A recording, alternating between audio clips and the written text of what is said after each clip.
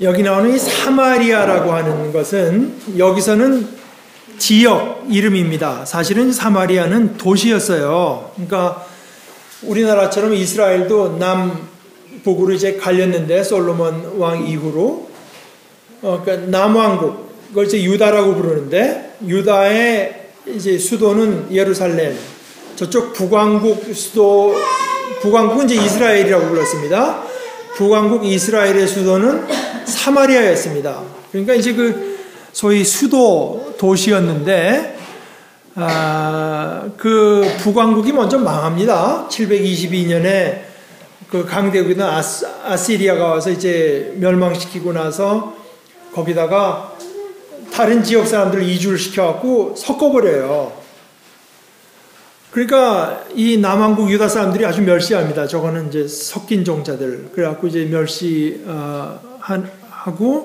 뭐 당연히 그 나라가 없어지다 보니까 이제 뭐 그 여러 변화를 겪게 되면서 지금 여기서 이제 나오는 것은 사마리아라고 하는 그 어떤 지역이 이제 생겨난 겁니다. 그러니까 이게 유다 사람들은 사마리아 사람들을 멸시하니 사마리아 사람의 이스라엘 이 유대인들에 대한 감정이 좋을 리가 있습니까? 그러니까 서로 상종을 이제 안 하는 건데 이제 그런 것이 배경이 되어 있습니다. 그래서 예수님께서는 이제 가다가 사마리아를 일부러 돌아가지 않고 이제 거쳐 가시는 것입니다. 가다가 12시 정도 오정 때쯤에서 뭐 더울 거 아닙니까? 사막이고 물이 있는 데가 아니고 그래서 가다가 피곤하셔서 우물가에 앉으셨죠. 혹시 물을 좀 먹을 수가 있나 우물가에 앉으셨을 거 아닙니까?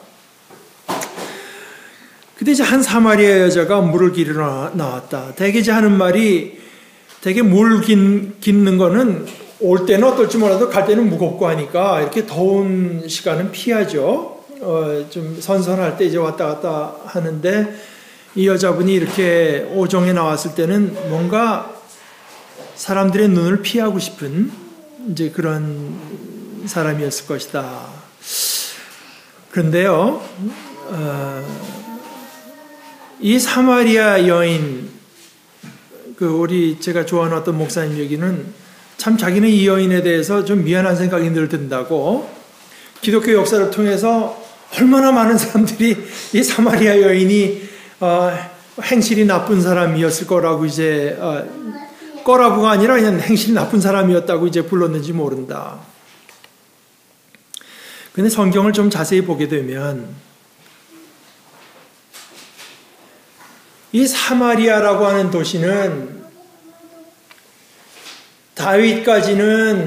솔로몬까지는 이제 같은 조상을 섬겼지만 그 뒤로 갈라졌기 때문에 그 전에 이제 해당하는 데서 받은 이제 전통은 같이 솔로몬 때까지 전통은 이어졌겠지만 이들이 믿는 성경이라고 하는 사마리아 오경이라고 해서 창세기, 출애굽기, 레위기, 민수기, 신명기 이 5개인데 이것도 내용을 조금 바꿨어요. 그러니까 자기네가 정통성이 있는 것으로 내용을 조금 바꾼 이제 사마리아 오경이 있습니다. 거기는 지금 오늘 말한 그 세겜이라고 하는 도시인데 그 옆에 있는 그리심산에서 이제 예배를 드리는 것으로 되어 있고 그래서 실제로 거기다가 성전을 우리가 아는 성전은 예루살렘에 있는 거잖아요. 그런데 이 사람들이 사실은 3세기, 4세기 때 거기다가 이제 3세기, 4세기 그 사람들이 나중에 거기다가 성전을 세웠었습니다. 그래서 그 북왕국에서 세운 성전이 그리심산 근처에 따로 있었어요. 또 하나는 메시아. 지금 사마리아 여인도 메시아 얘기를 하는데 메시아에 대한 어떤 기대는 있는데 이스라엘 사람들하고 유다 사람들하고 메시아에 대해 생각하는 게 좀 다릅니다. 밑에 이 유다의 이 사람들이 갖고 있던 메시아는 말하자면 와서 다윗 왕 때 이거 강대한 자기네 나라를 회복시켜 주실 어떤 정치적인 메시아를 고대하고 있던 반면에 사마리아 지역에서는 저 뒤에 나오지만 29절에 사마리아 여인이 말을 하는데요. 25절에 나는 그리스도라고 하는 메시아가 오실 것을 압니다. 그가 오시면 우리에게 모든 것을 알려주실 것입니다. 우리에게 모든 진리를 알려주실 분으로서 이제 메시아를 기다리고 있습니다. 이 사마리아 사람이라고 하는 것도 그렇고 그 당시로서 여자라고 하는 것도 그렇고 게다가 남의 눈을 피하고 싶어하는 그런 여자, 게다가 교회사 상을 통해서 수없이 많은 오명을 쓴 이 여자분. 근데 이제 제가 좋아하는 목사님 생각으로는 글쎄 자기는 생각이 다르다. 이 여자분 자기가 생각에는 글쎄 나이는 한 50 되지 않았을까? 뭔가 좀 행색이 초라하고 남편이 5이 있었고 지금 있는 남자도 내 남편이 아니라고 하는 것 때문에 자꾸만 이 여자분을 무슨 음란한 여자로 보는 사람들이 많지만 우리들이 하나 기억해야 될 것은 그 당시에 이혼권이라고 하는 것은 남자에게만 있습니다. 여러분 신명기 24장 1절에 보게 되면 이제 나오는데요. 여자에게 이혼권이 없는 거예요. 이 남자랑 살다가 싫으면 딴 남자 가라 지금 이런 여자가 아닌 겁니다. 이 사람에게서 한번 버림받고 딴 사람이랑 결혼했다가 그 남자한테서도 또 버림받고 5번이나 버림받은 사람. 지금 어떻게 남자랑 같이 살지만 아직 정식 그 부인 아내로서의 지위를 얻지 못한 사람. 그러니까 뭔가 불행한 일을 많이 겪은 여자인 거지 반드시 그렇게 행실이 나쁜 여자 이렇게 볼 일이 결코 아닌 거죠.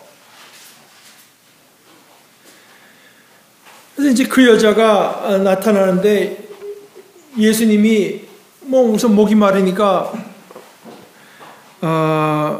물을 좀 달라 말씀하시는데 그 여자분이 물을 주든가 하면 될 거 아닙니까? 그 여자분이 너무나 좀 충격을 받은 겁니다. 웬 남자가 있는데 보니까 유대인입니다. 유대인 남자가 사마리아인 자기 여자한테 자기한테 물을 달라고 하니까 그게 너무 충격을 받아서 그 얘기부터 이제 물어보는 거죠. 어떻게 사마리아 여자인 나에게 물을 달라고 하십니까? 그때 예수님께서는 이미 H2O 흐르는 물, 이 물이 더 이상 1차적인 관심사가 아니라 다른 차원으로 이야기가 이제 들어가기 시작해요. 내가 하나님의 선물을 알고 또 너에게 물을 달라는 사람이 누구인지를 알았더라면 도리어 내가 그에게 청하였을 것이고 그는 너에게 생수, 생명의 물, living water, 살아있는 물을 주었을 것이다. 이 생수라고 하는 말이 요한복음에 이제 이런 그 테크닉이 여러 번 나오는데요.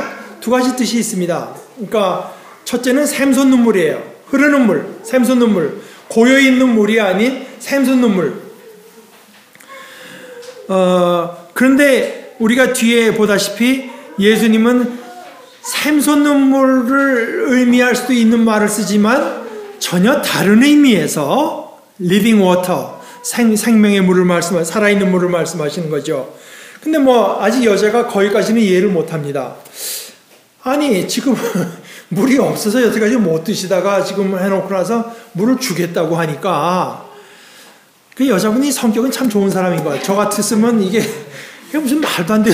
지금 물이 없다고 해놓고 나서는 물을 줬으리라고 하는 거 보면 이게 한국말로 하면 장난해? 먼저 이런 식으로 할지도 모르죠. 그러나 그냥 진지하게 물어봅니다. 선생님, 보니까 선생님은 지금 두레박도 없고 이 우물이 아직까지 있습니다. 여러분들이 이제 저는 못 가봤습니다만은 한 30m 된다고 해요. 깊이가 굉장히 깊은 우물이죠. 우물은 깊은데 어디서 생수를 구하신다는 말입니까? 야곱 때 이 우물을 발견해서 우리에게 줬는데 전해지는 전설로는 야곱 때는 물이 차올라오고 해서 다 먹였다는 전설이 있어요. 그러면 야곱보다 더 위대하신 분이 그러니까 여자분은 여기서 어떻게 물을 얻으려는가 하는 데서 약간 Who are you? 이 사람이 누군가 하는 이야기를 언급하기 시작합니다. 그때 예수님께서 다시금 물을 가지고 말씀하시되 이 물을 마시는 사람은 다시 목마를 것이다. 그러나 내가 주는 물을 마시는 사람은 영원히 목마르지 아니할 것이다. 여러분 그 인체라고 하는 게요.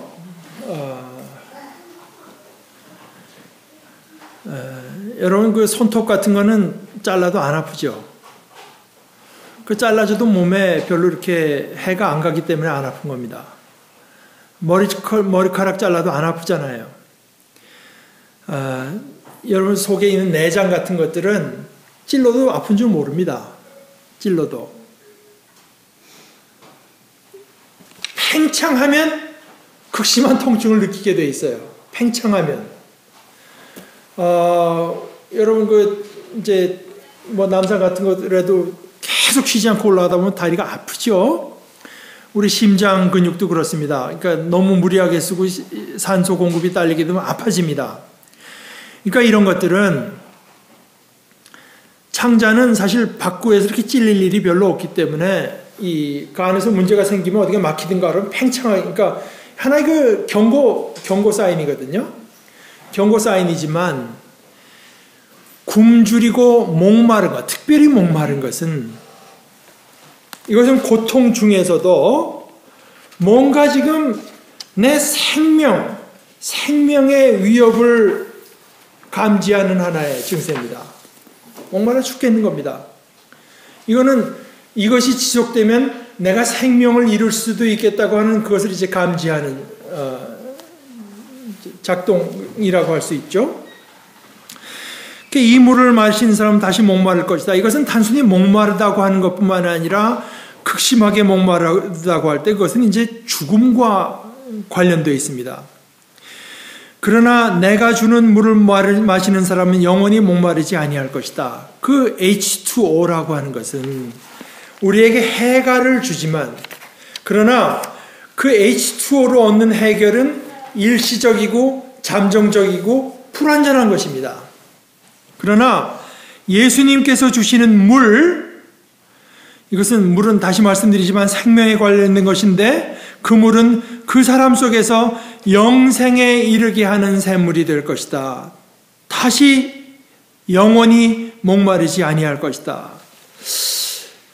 그 여자분이 그 얘기를 듣고 뭔가 이렇게 이제 금방 어떤 그 깨달음에 도달한 것이 아니지만 그러나 진지하게 예수님께 다시 묻습니다. 그러면 선생님, 그 물을 나에게 주셔서 내가 목마르지도 않고 또 물을 기르러 여기까지 나오지도 않게 해주십시오. 그러니까 예수님 보니까 약간 핀트가 지금 아직 이제 들어갈 대로 잘 못 들어가고 있으니까 예수님께서 다른 얘기를 꺼내십니다. 가서 내 남편을 불러와라. 그랬더니 나에게 남편이 없습니다. 예수께서 여자에게 말씀하시기를 남편이 없다고 한 말이 옳다. 남편이 없다고 말했을 뿐인데 예수님은 다 아시는 입장에서 당신에게는 남편이 5이나 있었고 지금 살고 있는 남자도 남편이 아니니까 바로 말하였다. 지금 이제 여자에게서는 더 이상 물이 문제가 아닌 겁니다. 그 얘기를 듣다 보니까 선생님, 내가 보니 선생님은 예언자이십니다. 다시 조금 아까 당신이 우리 조상 야곱보다 더 위대한 분이시라는 말입니까? 하고 당신이 누굽니까? 하는 질문에 이제 가졌던 여자에게 그 질문이 조금 더 진지해지기 시작합니다. 선생님은 예언자이십니다. 그러면서 예배에 대한 이야기를 이제 묻기 시작합니다. 예언자십니까? 우리 조상은 이 산 그리심산에서 예배를 드렸는데 선생님네 사람들, 유대 사람들은 예배 드려야 될 것이 예루살렘에 있다고 말합니다. 그때 예수님께서 말씀하시기를 여자여 내 말을 믿어라 고 말씀하시면서 너희가 이 산에서 예배를 드려야 된다거나 예루살렘 그 성전에서 예배를 드려야 된다거나 하는 말을 더 이상 하지 않을 때가 올 것이다. 물론 하나님의 구원 역사가 유대인을 통해서 이어지고 있기 때문에 그런 차이가 있는 것은 틀림없습니다. 그러나 참다운 예배라고 하는 것은 그렇다고 해서 예루살렘 성전에 들어간다고 해서 거기서 드린다고 해서 참다운 예배가 되는 것이 아니고, 영어로 말하면 이렇게 됩니다. On this mountain, 이 산에서도 아니고, in Jerusalem, 제루살렘에서도 아니고, in spirit and truth, 영과 진리로 예배를 드릴 때 그것이 참다운 예배가 된다. 참되게 예배를 드리는 사람들이 영과 진리로 아버지께 예배를 드릴 때가 오고, 지금이 바로 그때이고, 아버지께서는 이렇게 예배를 드리는 사람들을 찾으신다. 여러분, 여기에서 이 진리라고 하는 말이 좀 쉽지 않은 말입니다. 진리라고 하는 게 뭘까요? 두 가지 우리가 생각할 수 있습니다. 첫째는 틀렸다, 옳다, 이런 말에서 진리를 생각할 수 있죠. 근데 그것뿐이 아닙니다. 그리고 요한복음에서는 틀렸다, 옳다 하는 의미에서 진리라고 하는 뜻도 물론 있지만, 그보다 더 중요한 뜻이 뭐가 있는가 하면은 가짜다, 진짜다. 가짜다, 진짜다. 이렇게 말을 할 수 있습니다. 여러분들 지금 보다시피 여기 아이패드도 있고 책상도 있고 제가 서서히 이야기를 하고 있고, 이게 다 현실 아닙니까? 현실이고, 좀 유식한 말로 실제, 리얼리티, 실제라고 할 수 있습니다. 그런데요, 우리가 다 그렇게 생각하고 살아가기 쉽지만, 요한복음에서 말씀하시는 것은 이런 우리가 정말 리얼, 영어로 리얼하다고 느끼는, 실제라고 느끼는 거, 이게 궁극적인 현실이 아니라는 겁니다. 이게 궁극적인 현실이 아니라 이것들이 다 하나님의 말씀으로 지어진 것들이다. 그런 의미에서 리얼하죠. 그러나 우리가 이것은 영원할 거라고 생각하는 그것은 우리의 생각일 따름이고, 이것들을 생겨나게 한 하나님의 말씀, 그것이 실제입니다. 그것이 궁극적인 실제입니다. 그러니까 우리가 지금 실제라고 생각하는 이 실제는 제 생각에 부차적인 것입니다. 부차적인 것. 이 우주가 다 없어지고 말씀이 있을 수는 있습니다. 그러나 그 말씀이 없고 이 우주가 있을 수는 없습니다. 진리라고 하는 것은 그것을 말씀하시는 것입니다. 그런 의미에서 예수께서 내가 곧 길이요 진리요 생명이다. 예수님은 그 예수님 안에 영원한 실제가 있으세요. 이 세상 모든 것들을 생겨나게 하시고 이 세상 모든 것들이 존재할 수 있도록 하시는 그분이 예수님이시다 말입니다. 그런데 그 실제에 우리가 어떻게 접근할 수 있고 그 실제를 어떻게 우리의 것으로 삼을 수가 있는가? 성령께서 그것을 가져다 주십니다. 영과 진리로 예배를 드려야 한다고 하는 것은 있다가 없다가 하는 그런 것으로 진리를 드리는 것이 아니라 성령께서 우리에게 임하셔서 우리를 사로잡으시고 우리가 성령 안에서 그리스도를 통해서 진짜를 통해서 현실, 리얼리티를 통해서 하나님을 예배할 수 있다. 아버지께서는 이렇게 예배를 드리는 사람들을 찾으신다. 하나님은 영이시다. 우리 언뜻 인간적인 생각으로는 지금 여자가 보여주는 생각도 다 그것입니다.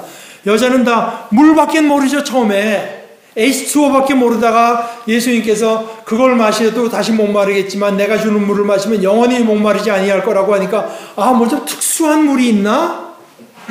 그 물은 특수한 성분으로 돼서 한 번 마시면 목도 안 마르고 이거 이렇게 사람 눈 피해서 길로 오지 않아도 되는 그런 물이 있나? 이렇게밖에 생각 못합니다. 그리고 하나님의 영이니 이런 말을 하면 그거는 글쎄 그 있는 거야. 그게 부차적인 우리의 이 브레인에서 생겨난 어떤 개념 정도로 생각할 수 있겠지만 성경이 얘기하는 것은 정반대. 하나님은 영이시다. 그 영이신 하나님만이 궁극적인 실제가 되세요. 우리가 지금 눈에 보이고 틀림없다고 생각하니 엄청난 우주라고 하는 것이 다 그 참된 궁극적인 실제 되시는 하나님께서 말씀으로 지어내신 것이라서 이럴 수도 있고 저럴 수도 있는 것들입니다. 다시 말씀드리지만 이 우주는 없어질 수 있고 이 우주는 닳아 없어질 수 있어도 하나님의 말씀은 영원하세요. 그러나 하나님의 말씀 없이 이 세상이 있을 수는 없습니다. 이것을 유식한 말로 해서 요한복음에서는 이렇게 말을 합니다. 이 세상, 우리가 볼 수 있고 만질 수 있고 상상할 수 있고 생각할 수 있는 모든 세상을 코스모스라고 말을 해요. 세상. 이 코스모스를 생겨나게 한 하나의 말씀, 이것을 로고스라고 부릅니다. 그래서 여러분 요한복음 1장 1절 시작하면서 뭐라고 말을 하는가? 태초에 말씀이 계셨다. 이 말은 다시 말해서 태초에 코스모스가 있은 것이 아니다. 이 얘기입니다. 이 우주는 저 무한히 스스로 존재하는 그런 존재가 결코 아닌 것입니다. 태초에 있은 것은 이 세상 코스모스, 이 물질계 이런 것이 아니라 말씀이, 태초에 말씀이 계셨어요.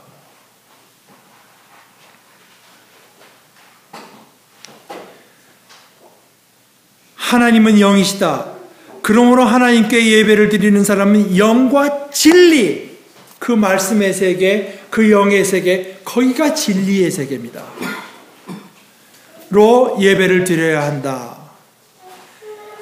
여자가 예수께 말합니다. 나는 그리스도라고 하는 메시아가 오실 것을 합니다. 그러니까 다시 한번 여자는 예수님께서 하나님을 예배하는 데 대한 말씀을 해주시니까 이분이 누군가 하는 데 대한 질문이 다시 한번 깊어집니다. 처음에는 야곱보다 더 큰 분입니까? 처음에 유대인이라고 했죠. 당신은 유대 남자. 게다가 조금 더 보니까 이상한 소리. 당신이 그럼 야곱보다도 더 위대한 분입니까? 조금 더 당신은 예언자십니다. 조금 더 나가서 이게 혹시 그럼 이게 그리스도하고 뭐 관계가 있는 분 아니야? 지금 얘기가 그렇게 나오는 거죠. 나는 그리스도라고 하는 메시아가 오실 것을 하면 지금 선생님께서 말씀하시는 그 영역, 궁극적인 지식에 대한 이 영역은 메시아의 영역입니다. 그가 오시면 우리에게 모든 것을 알려주실 것입니다. 그때 예수께서 말씀하십니다. 너에게 말하고 있는 내가 그다. 내가 그 사람이다. 이거는 여러분들이 성경을 좀 읽어보시면 드러나지만 예수님께서 유대 지역에서는 잘 안 하시는데요. 유대 지역에서는요, 예수님께서 놀라운 일을 행하고 이제 제자들이 놀래서 막 말을 할 때 제자들을 못하게 말립니다. 내가 그리스도라고 하는 것을 말하지 말라. 숨겨라. 자꾸 숨겨라 그럽니다. 그것은 유대 사람들이 갖고 있는 메시아에 대한 잘못된 개념. 이제 메시아가 오게 되면 우리를 이 로마 이놈들한테서 이제 물리쳐가지고 우리에게 강대한 나라를 세워준다 하는 그 사람들의 헛된 욕망을 이제 자극시킬 것을 방지하기 위해서 자꾸 말리세요.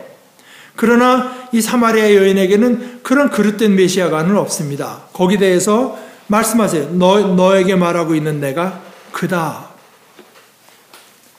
그랬더니 여자가 28절에 보면, 28절에 보면 물동이를 버려두고 동네로 들어갑니다. 더 이상 이제 이 H2O가 더 이상 큰 관심사가 아닌 겁니다. 동네로 들어가서 사람들에게 말해요. 내가 한 일을 모두 알아맞히신 분이 계십니다. 와서 보십시오. 그분이 그리스도가 아닐까요? 이 번역은 좀 적절치가 않습니다. 원문의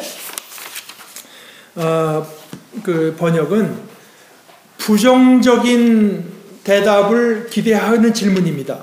그래서 박창환 목사님 번역에는 이렇게 그 사람이 메시아는 아니겠죠. 또 성경에서 탐 라이트 같은 이들은 영어로 이렇게 번역했어요. You don't think he can be the Messiah, do you? 당신들은 그가 메시아라고는 생각 않지요? 뭐 이렇게 또 NRSV라는 이제 성경 번역에는 He cannot be the Messiah. Can he? 여자는 이분이 내가 이 말도 과장이죠. 내가 한 일을 다 알아맞힌 것이 아니라 그 남편에 대한 일을 알아맞힌 거 아니겠습니까? 그러나 다 알아맞힌 것이나 마찬가지였습니다. 그 여자의 가장 중심되는 일을 알아맞혔기 때문에, 그러니까 여기 메시아에 대해서도요, 메시아가 오시면 우리에게 모든 것을 알려주실 것입니다 했는데, 이 여자는 벌써 예수님께서 하나님은 영이시고 그를 우리가 어떻게 예배해야 되는가 하는 거기서 모든 것을 아시는 분이라고 하는 이제 어떤 느낌이 들었던 거 아니겠습니까? 그래서 가서 내가 한 일을 모두 알아맞히신 분이 계십니다. 와서 보십시오. 그분이 메시아는 아니겠죠? 근데 사람들이 그 말을 듣고 갑니다. 여기에는 참 우리 기독교, 우리 크리스찬들의 어떤 그리스도를 증거하는 데 대한 참 좋은 예를 하나 발견하게 되는데, 우리가 아는 만큼, 겪은 만큼, 믿은 만큼 말하면 돼요. 지금 이 여자는 그분이 메시아가 틀림없습니다 하고 자기가 잘 믿을 수 없는 것을 가지고 과장한 것도 아니고 우격다짐으로 한 거 하나 없습니다. 메시아가 아니지 않을까요? 설마 그분이 메시아일 수 있겠습니까? 하고 질문했을 따름인데, 자기의 가장 솔직한 마음을 말했을 따름인데, 그것이 사람들에게 증거가 됐습니다. 그 말을 듣고 사람들이 예수에게로 오기 시작했던 거예요. 여러분, 지금 오늘 예수님과 이 여인과의 대화에서 한 두 가지, 첫째는 예수님께서 말씀하신 거 있지 않습니까? 내가 하나님의 선물을 알고 또 너에게 물을 달라는 사람이 누구인지를 알았더라면 도리어 내가 그에게 청하였을 것이고 그는 너에게 생수를 주었을 것이다. 어떻게 주십니까? 어떻게 주시는가? 그런데 제가 이번에 설교를 준비하면서 다시 이제 생각하고 느끼게 된 것은, 그 다음 장면에 지금 예수님께서 말씀하신 일들이 그대로 일어나고 있는 것입니다. 내가 그에게 청하죠. 조금 핀트는 안 맞지만 청합니다. 선생님, 그 물을 나에게 주셔서 내가 목마르지도 않고 또 물을 기르러 여기까지 나오지도 않게 해주십시오. 그 물을 청할 뿐 아니라 예수와 이야기를 하는 도중에 이분이 그냥 단순한 유대인 남자가 아니라 우리 조상 야곱의 권위를 넘는 분 정도도 아니라 예언자 정도도 아니라 이건 뭔가 메시아와 연관이 있는 분, 이렇게 가면서 여자가 꾸준히 예수님의 말씀에 반응하면서 질문하죠. 저는 이것이 우리가 그리스도에게 청하는 방식이라고 생각합니다. 예수님께서 우리에게 오실 때 말씀으로 오시고 어떤 모양으로 오시건 간에 우리가 거기에 대해서 진지하게 꾸준히 반응하기만 하면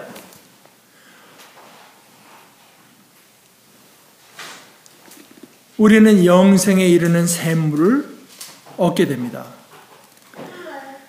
여자가 점점 이해가 깊어지면서 그 이해에 따르는 대로 예수님께 반응했던 것처럼 예수님도 거기에 대해서 말씀하시면서 차차 깊은 대로 마침내는 가장 궁극적인 진리로 우리를 데려갑니다.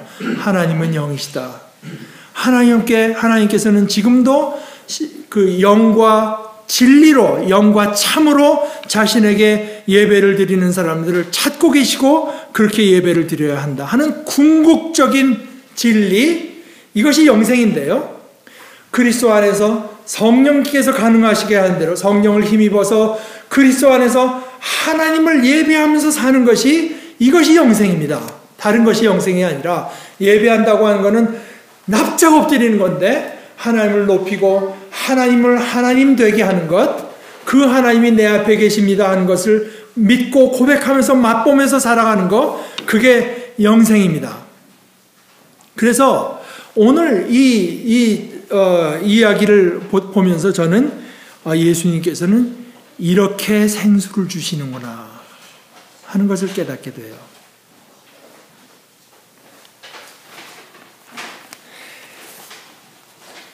내가 하나님의 선물을 알고 또 너에게 물을 달라는 사람이 누구인지를 알았더라면 도리어 내가 그에게 청하였을 것이고, 실제로 그 여자가 청했습니다.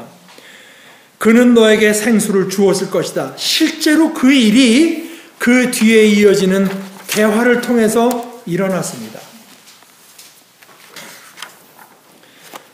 여기에 관여된 그것이 첫째고, 둘째로는 여기에 관여된 가장 중요한 것, 첫째는 예수가 누구냐, 둘째는 하나님이 누구냐, 하나님은 어떤 분인가, 우리가 그 하나님께 어떻게 나아갈 것인가. 여기에 관련된 가장 중요한 것이 그 두 가지입니다. 예수를 믿는 것, 내가 그라고 했을 때 바로 그 내가 그라고 하는 것을 믿는 것. 요한복음에서 예수님은 물론 그리스도시지만 어떤 의미에서는, 특별히 요한복음에서는 그리스도 이상이기도 하세요. 여러분, 다른 성경 보게 되면 예수님께서 기도하시는 장면이 많이 나옵니다. 요한복음에는 기도하는 장면이 안 나옵니다. 하나님과 대화하는 장면이 나와요. 기도죠. 기도지만 마태복음, 누가복음, 요한복음에서는 다 기도했다고 하는 표현을 쓰는데, 요한은 기도했다고 말 안 합니다. 그냥 하나님으로서 아버지 하나님께 얘기하는 걸로.